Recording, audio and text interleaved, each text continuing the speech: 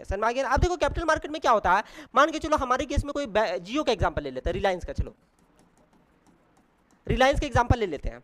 रिलायंस को पूरा जियो को अपना इंडिया में फैलाना है, अब उसके पास पैसा नहीं है, ठीक है ना।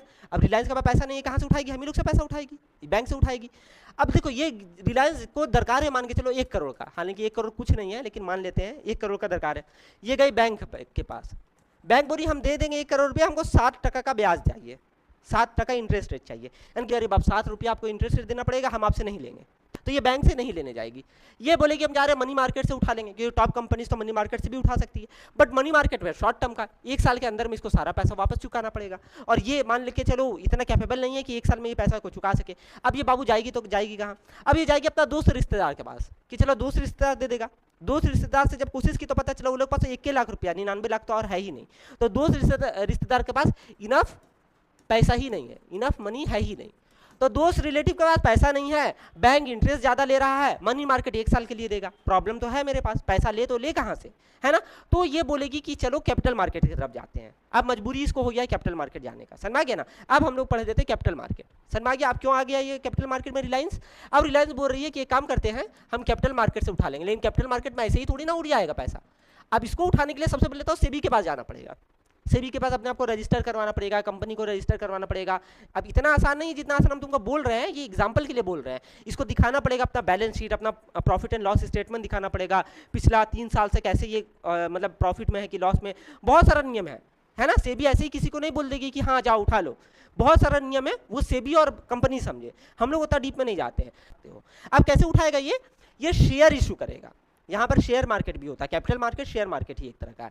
अब ये क्या करेगा, यहाँ पर शेयर इशू करेगा। शेयर इस तरह का शेयर है ये, ठीक है ना। शेयर मीन्स हो गया कंपनी का हिस्सेदारी, है ना। इसमें ये लिखा रहेगा कि ये शेयर जो है, जो आदमी को बिलोंग कर रहा है, ये इस आदमी का इतना हक इस कंपनी पे बनता है, समझ में आ गया ना। और जो बोर्ड ऑफ डायरेक्टर है उसका सिग्नेचर रहेगा, तो ये शेयर यहाँ पे रहेगा। अब ये क्या करेगी, शेयर का फेयर वैल्यू मान कर चलो 10 रुपया, फेस वैल्यू क्या है शेयर का 10 रुपया। अब ये इस तरह का 1 लाख शेयर निकाल देगी, ये 1 लाख शेयर निकाल दी, ठीक है ना। ये 1 लाख शेयर निकाल दी, 1 लाख नहीं 10 लाख एक्चुअली में 10 लाख शेयर निकाल दी। तो अब 10 रुपया का ये फेस वैल्यू वाला शेयर है ना, मान के चलो ये है शेयर, इसका दाम 10 रुपया है, और ऐसा हम 10 लाख शेयर निकाल दिए। तो 10 लाख को अब 10 से गुना करो तो कितना, 1 करोड़ हो गया, हुआ कि नहीं हुआ, 1 करोड़ हो गया। यानी कि 10 लाख शेयर 10 रुपया का ऐसे करके निकाल दिए हम, तो 1 करोड़ हो गया। अब हम क्या करेंगे, अब इसको प्राइमरी मार्केट में ले जाएंगे, और आईपीओ इसको बुलाया था, इनिशियल पब्लिक ऑफरिंग। जब पहली बार कोई कंपनी पैसा उठाती है मार्केट से तो उसको आईपीओ बुलाया था। हम लोग सुनते रहते होंगे, जो लोग इन्वेस्ट वगैरह करता है, ग्रो में हमेशा नोटिफिकेशन आता है कि इसका आईपीओ आ रहा है, इसका आईपीओ आ रहा है, इसका आईपीओ आ रहा है। समझ में आ गया ना। आईपीओ क्या है, इनिशियल पब्लिक ऑफरिंग है, यानी कि कंपनी पैसा रेज कर रही है मार्केट से, मार्केट यानी कि आम जनता से, ताकि वो अपना बिजनेस को ग्रो कर सके। हमारे केस में रिलायंस टावर वगैरह लगाना चाह रही है, 1 करोड़ रुपया में उसका हो जाएगा, तो उसके पास पैसा नहीं है, तो मार्केट से रेज करिए, मार्केट यहाँ पे हम लोग तुम लोग बैठे हुए हैं, समझ में आ गया ना। अब ये जो आईपीओ लाई है, अब आईपीओ में इसका शेयर का दाम था 10 रुपया, याद है, और ऐसा ये 10 लाख शेयर लाई है। अब देखो यहाँ पर 1 करोड़ आ गया, 10 लाख शेयर यहाँ पे आ गया, यहाँ पे शेयर कितना आ गया 10 लाख, और हर शेयर का कीमत 10 रुपया है। अब यहाँ पे 10 लाख शेयर आ गया, तो हम कुछ खरीद लिए, मान के चलो हम 5 लाख का शेयर खरीद लिए, तुम 2 लाख का शेयर खरीद लिया, है ना, कोई तीसरा आदमी ऐसे कर लिया, मतलब पूरा इंडिया मिल करके खरीद ली शेयर को। सारा इंडिया पढ़ी रिलायंस के बारे में, देखिए ट्रस्टवर्दी कंपनी है, तो सब खरीद लिया, अपना पैसा के हिसाब से, अपना कैपेसिटी के हिसाब से जितना जिसका मन हुआ उतना शेयर उठा लिया, समझ में आ गया ना। 2 मिनट में सारा शेयर खत्म, और रिलायंस के पास पैसा पहुंच गया 1 करोड़ रुपया, और हम लोग को क्या मिल गया, रिलायंस को मिल गया 1 करोड़ रुपया, हम लोग को क्या मिल गया, उसका हिस्सेदारी शेयर मिल गया। अब तुम 1 शेयर भी अगर लिया है तो तुम 0.0001% होगा, बट तुम कंपनी का मालिक है, समझ में आ गया। टेक्निकली तुम कंपनी का मालिक है ना, तुमको वोटिंग राइट्स मिलेगा, समझना गया। तुमको जब बोर्ड ऑफ डायरेक्टर्स का मीटिंग होगा तुमको बुलाया जाएगा, समझ में आ गया ना। बट अब तुम्हारे पास शेयर आ गया, अब शेयर आ गया तो तुमको 2 टाइप से प्रॉफिट हो सकता है। अब देखो यहाँ पर एक और चीज समझ लो, चूंकि तुम्हारे पास शेयर है तो यहाँ पर कंपनी तुमको कुछ लोन वोन तुमसे नहीं ली है कि तुमको इंटरेस्ट देगी, इसीलिए तो वो शेयर मार्केट से पैसा उठा रही है। क्योंकि बैंक से उठाती तो इंटरेस्ट देना पड़ता, दोस्त लोग से उठाती तो भी उसको पैसा चुकाना पड़ता शॉर्ट टर्म में, है ना। लेकिन तुमसे पैसा लिए तो कंपनी को तुमको चुकाने का दरकार नहीं है, क्यों, क्योंकि तुम हिस्सा लिया है कंपनी का, लॉस हुआ तो तुम्हारा, प्रॉफिट हुआ तो तुम्हारा, तुम कंपनी का दोस्त है, बुरा समय में भी दोस्त रहेगा और अच्छा समय में भी दोस्त रहेगा। ना कंपनी तुमको इंटरेस्ट देगी, ना कंपनी कुछ तुमको देगी। कंपनी का बुरा अवस्था जब चलेगा तो तुम्हारा भी लॉस हो रहा होगा, कंपनी का जब अच्छा अवस्था चलेगा तो तुम्हारा भी प्रॉफिट हो रहा होगा, समझ में आ गया ना। इस तरह से वर्क करती है। तो शेयर 2 टाइप से तुमको पैसा कमा के देगी, एक होता है कैपिटल एप्रिसिएशन, एक होता है कैपिटल एप्रिसिएशन और एक होता है डिविडेंड। क्या होता है ये दोनों, जैसे हमारा शेयर 10 रुपया वाला था, है ना, कल को जब ये आईपीओ आया, जैसे ही आईपीओ आ जाएगा, आईपीओ में सारा चीज हो गया, उसके बाद ये सेकेंडरी मार्केट में आ जाएगा। एक बात याद रखना, यहाँ पर जब आईपीओ से इस कंपनी को 1 करोड़ रुपया मिल गया, उसके बाद तुरंत ये सेकेंडरी मार्केट में आ जाएगा। सेकेंडरी मार्केट में 2 ब्रोकर्स है, एनएसई है नेशनल स्टॉक एक्सचेंज और बीएसई है बॉम्बे स्टॉक एक्सचेंज। यहाँ पर ये कंपनी लिस्ट हो जाएगी, समझ में आ गया ना, यहाँ पर इस कंपनी का शेयर अब ट्रेड होने लगेगा। एक बात याद रखो, अगेन रिपीट कर रहे हैं, यहाँ पर जो प्राइमरी मार्केट में पैसा उठाया कंपनी, यहाँ पर कंपनी के पास पैसा गया, किसके पास पैसा गया, कंपनी के पास। यहाँ पर अब जो शेयर का ट्रांजैक्शन हो रहा है, ये वही शेयर का ट्रांजैक्शन हो रहा है जो यहाँ पर इशू की थी कंपनी, और ये ट्रांजैक्शन पब्लिक के बीच में हो रहा है, पब्लिक है यहाँ पर, प्राइवेट कंपनीज है, ये लोग के बीच में ट्रांजैक्शन हो रहा है। यहाँ पर जो ट्रांजैक्शन हो रहा उससे कंपनी को पैसा नहीं जा रहा, पैसा जो जाना था यहाँ पर आईपीओ में चला गया कंपनी के पास, समझ आ गया ना। अब यहाँ पर ट्रांजैक्शन नॉर्मल पब्लिक के हाथ में हो रहा, हम खरीद रहे हैं, तुम बेच रहा, तुम खरीद रहा, हम बेच रहे हैं। अगेन इसमें आते हैं, शेयर में किस तरह से प्रॉफिट होगा, कैपिटल एप्रिसिएशन।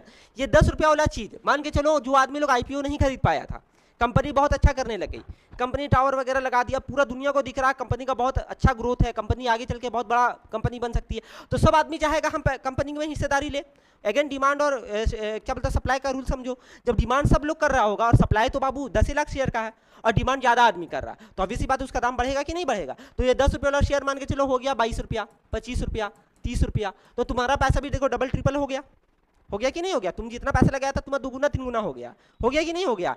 और अब वो शेयर जो आदमी खरीदना चाह रहा है, उसको मान के चलो ये चीज़ 22 रुपये में मिल रहा है, तो तुम जब दिखा रही इस शेयर का वैल्यू 22 रुपया हो गया, चलो ना हमसे कोई निखिल खरीदना चाह रहा है, क्योंकि निखिल को लगता है कि ये अभी और 100 रुपया तक जाएगा, और तुमको लग रहा नहीं यार 22 रुपया बहुत हो गया, अब शायद ही नहीं जाएगा।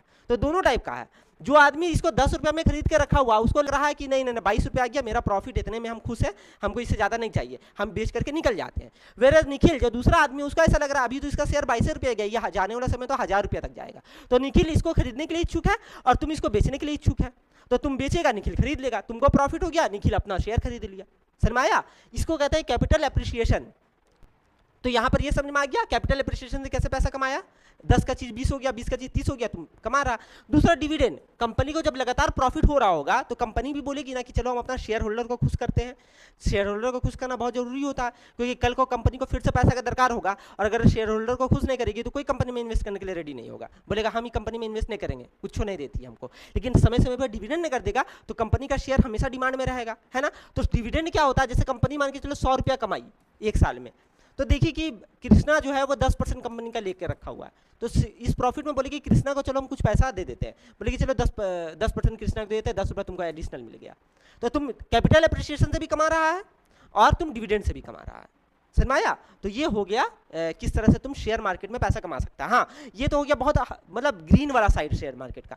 इसका रेड वाला साइड भी है, मान के जो तुम कोई ऐसा कंपनी में इन्वेस्ट कर दिया जो तुमको लगा तो था बहुत अच्छी कंपनी बनेगी, बट बाद में वो अच्छी कंपनी नहीं बन पाई, तो तुम्हारा पैसा नेगेटिव में भी जाएगा, है ना। तुम्हारा जो पैसा 10 लाख रुपया तुम डाला था वो 5 लाख भी हो जाएगा, 2 लाख भी हो जाएगा, कोई मतलब इसका सिक्योरिटी तो नहीं है कि वो कंपनी चलेगी। यहाँ पर जो तुम पैसा डाले हो तुम पूरा एनालिसिस करके डाले हो कि ये कंपनी चलना चाहिए, इसीलिए बोला था शेयर मार्केट में तुक्का वुक्का से नहीं चलेगा। आदमी लोग क्या होता है, शेयर मार्केट में आता है, इसका सुन करके उसका सुन करके पैसा को इन्वेस्ट कर देता है। यहाँ पर आपको चाहिए कि आप अपना नॉलेज से, एक्सपर्टीज से, आपको कंपनी का फाइनेंशियल पढ़ना आना चाहिए, आपको कंपनी का फ्यूचर पढ़ना आना चाहिए, है ना। वैसा चीज़ों में आपको पैसा डालना होगा। जैसे आने वाला समय मान के चलो AI का है, तो अगर हम कोई ऐसा कंपनी में पैसा डाले जो AI का है, तो ज़्यादा चांसेस है कि हो सकता है सक्सेस हो जाए। और कोई ऐसा कंपनी में तुम पैसा डालोगे जो बैकवर्ड लुकिंग है, जो बोला AI TI कुछ मत करो, हम लोग को है ना मैनुअली सारा काम करना है, कोई वैसा कंपनी आ गई है तुम उसमें डालेगा तो ज़्यादा चांसेस तुम्हारा पैसा उसमें डूब जाएगा, क्योंकि वो जमाना का काउंटर हो गया है कि नहीं। तो तुमको अपना सोच समझ के पैसा डालना पड़ता है, वो अलग टॉपिक ही है, उसका अलग से पढ़ाई करना पड़ता है, एक तरह से समझ लो, समझ में आ गया ना। तो उसमें हम लोग नहीं जाते हैं। ये इकोनॉमिक्स का समझ में आ गया कैपिटल मार्केट किस तरह से वर्क करता है, शेयर वगैरह।